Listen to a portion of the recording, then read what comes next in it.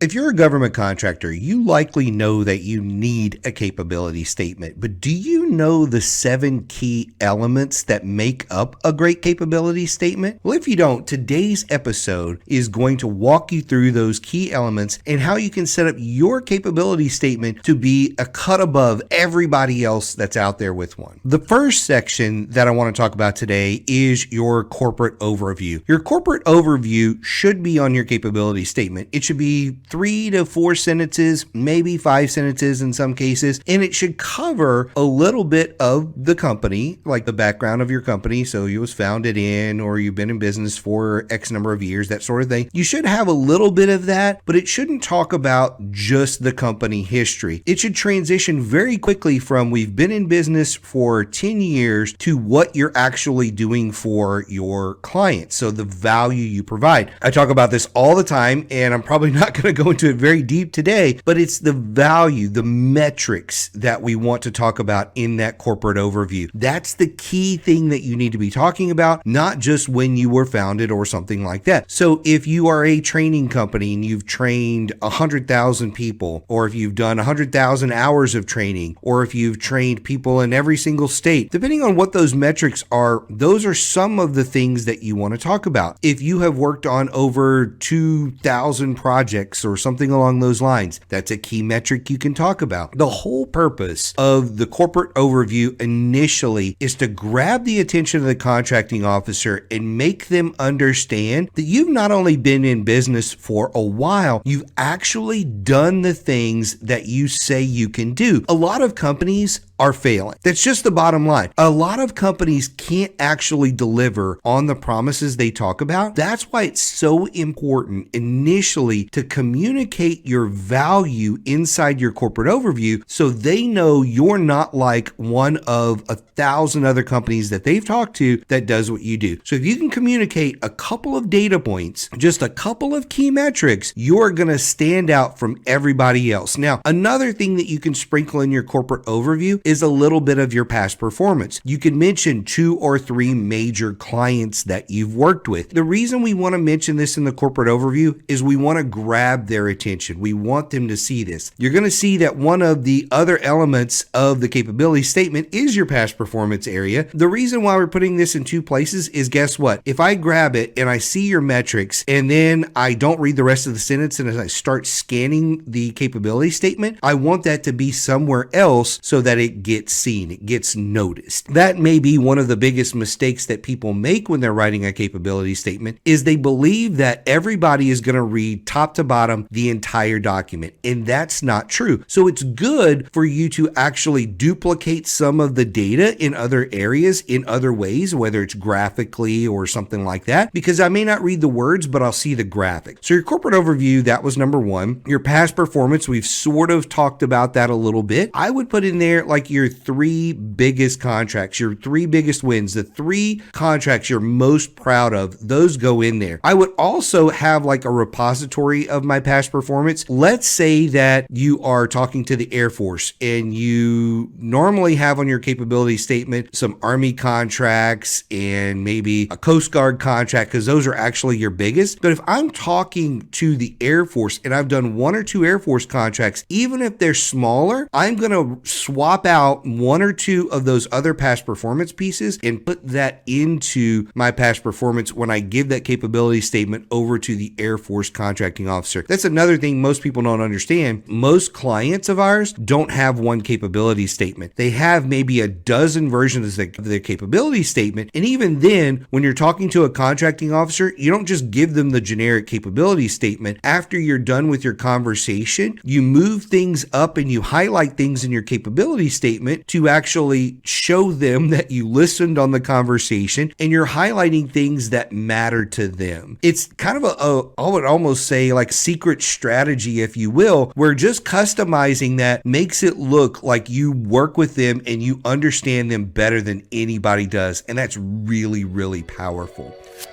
Are you struggling to figure out how to get to the next level? If so, I want to encourage you to reach out to me. There's a link in the description for this podcast where you can actually click on that link and grab a time on my calendar. We'll set aside 30 minutes, talk about your business. I'll give you some tips and strategies to help you get to that next level. And if it makes sense and you want to talk about coaching, I can talk about some of those coaching options as well. So click the link in the description, and I look forward to meeting you one-on-one for your strategy session. Now let's get back into this episode.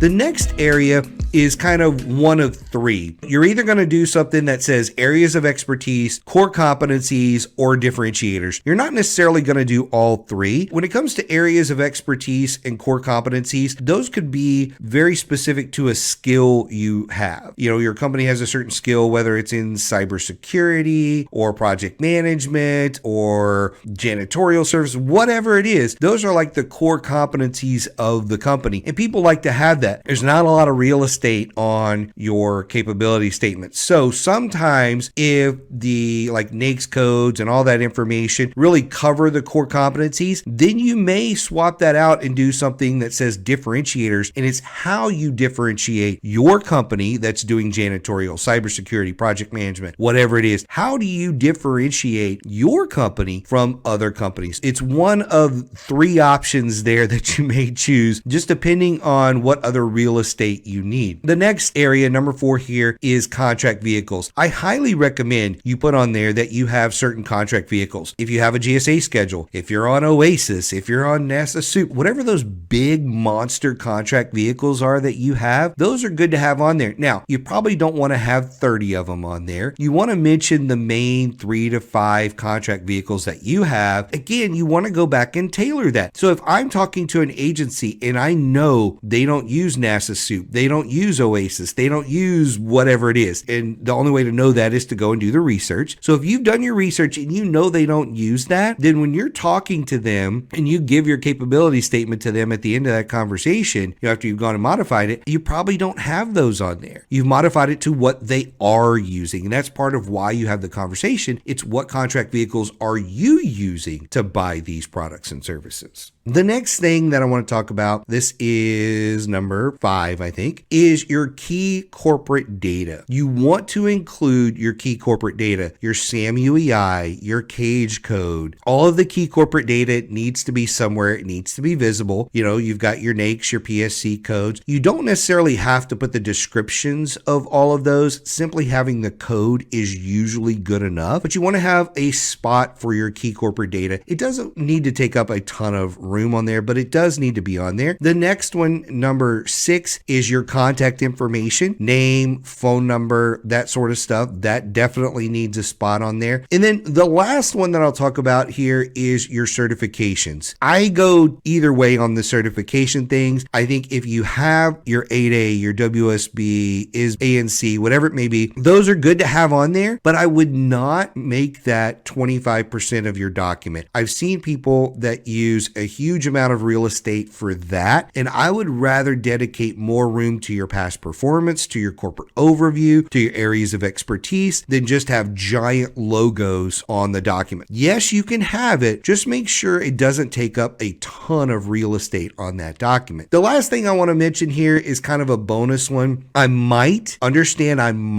use awards that your company has received. I don't care if in 2009 you won an award for Small Business of the Year or whatever. If you've not won something recently, it should not be on there. If it's not in the last year or two, then definitely pull that award off of there. If it's not a significant award, I would not include that. I see companies that put this in their signature block, and they'll have like a mile-long list of awards they've won going back to like 2004. Nobody cares that you won that award in 2004. What have you done recently? If you're going to list awards, make sure it's a really big award like Business of the Year, like an award that that your client or customer has given out for Small Business of the Year or whatever, or Vendor of the Year or something along those lines. Those are very important, especially if you're trying to sell within other silos of the agency, then that might be very, very relevant. But things that you won 10, 15, 20 years ago, probably not very relevant. I probably wouldn't include those. So if you haven't won anything in the last couple of years, just don't have a section about that. A lot of people like that section, and oftentimes it's just not very valuable. I highly recommend you go through this list that I gave you today. Make sure you have a little bit of everything in there. And if you have questions, reach out and let me know what you're struggling with in there. I'll be happy to point you